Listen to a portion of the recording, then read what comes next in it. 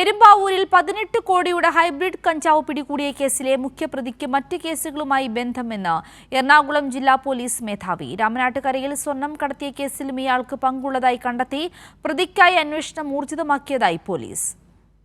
പെരുമ്പാവൂരിൽ 18 കോടിയുടെ കഞ്ചാവ് പിടികൂടിയ കേസിൽ 11 പേരാണ് പോലീസിന്റെ പിടിയിലായത്. എന്നാൽ മുഖ്യപ്രതിയെ പിടികൂടാൻ അന്വേഷണ സംഘത്തിന് സാധിച്ചിട്ടില്ല. താമരശ്ശേരി സ്വദേശിയായ മുഖ്യ സൂത്രധാരൻ വിദേശത്തിരുന്ന് ഇടപാടുകൾ നിയന്ത്രിക്കുകയാണ്. തായ്ലൻഡിലുള്ള ഇയാളെ ഇതിനകം പ്രതിചേർത്ത് നടപടികൾ സ്വീകരിച്ചതായി എറണാകുളം റൂറൽ ജില്ലാ പോലീസ് മേധാവി. ഏറ്റവും പ്രധാനമായിട്ടുള്ള കേസ് അന്ന് നമ്മൾ ബ്രീഫ് ചെയ്തതാണ് 18 കിലോ ഹൈബ്രിഡ് കഞ്ചാവ് പിടിച്ച കേസ്. അതിൽ മറ്റൊരു പ്രധാനപ്പെട്ട ഇതിന്റെ മെയിൻ കണ്ണിയായിട്ടുള്ള ഒരു പ്രതി, അയാൾ താമരശ്ശേരി സ്വദേശിയാണ്.